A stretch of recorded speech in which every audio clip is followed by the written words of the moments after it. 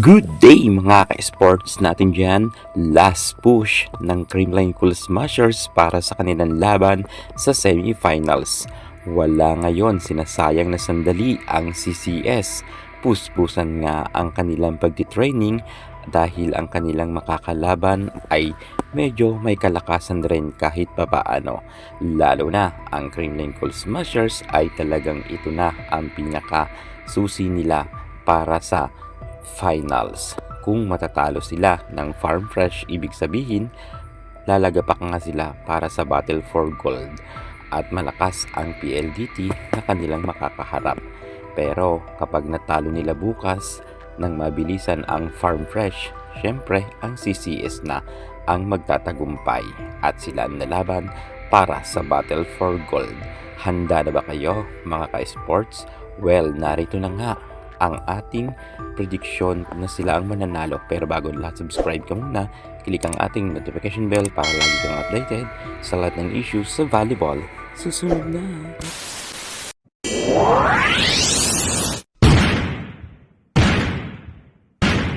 Paghahanda ng Creamline Cool Smashers para sa laban nila kontra sa Farm Fresh Foxes mamayang alas 4 ng hapon ay talagang kaabang-abang.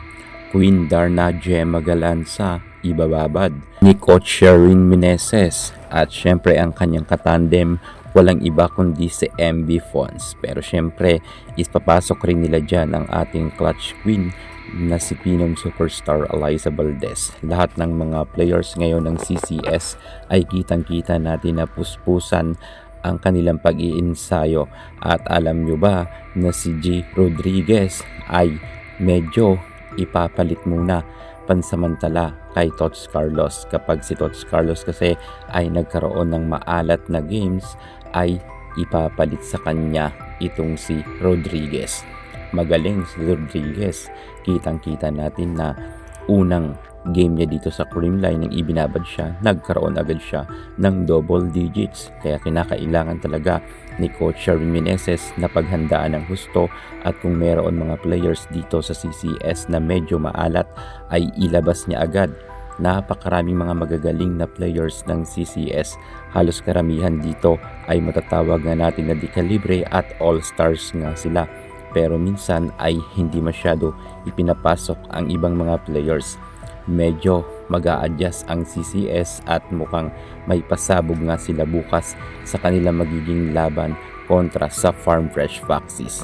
At alam ko pinaghandaan na rin sila ng Farm Fresh dahil ngayon lamang sa kasaysayan sa PVL nakapasok sa semifinals ang Farm Fresh Foxes, kung saan kung suswertehin baka ang Farm Fresh pa ang lumaban sa Battle for Gold na makakasama ng Signal. Pero syempre hindi papayag ang kupunan nila Eliza Valdez.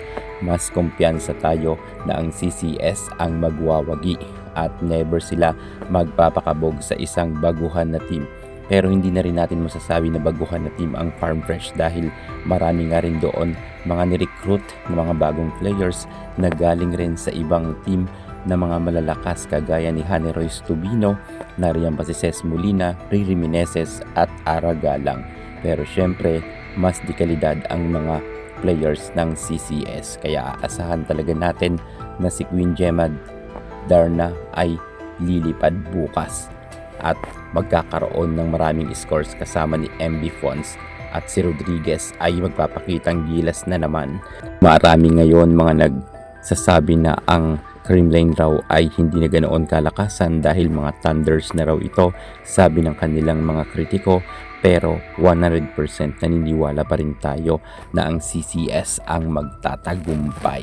Iba ang Creamline Cool Smashers kapag ganito ng gitgitan ang laban or kaya nasa crucial, mas lalong mag-i-effort sila at magludoble ang kanilang lakas. Kung mapapansin nyo nang naging laban nga nila sa Signal ay hindi nga sila masyado talaga nag-effort dahil alam naman natin na strategy lang talaga yon ng CCS. Ito na ang tunay na laban ng Creamline Cool Smashers.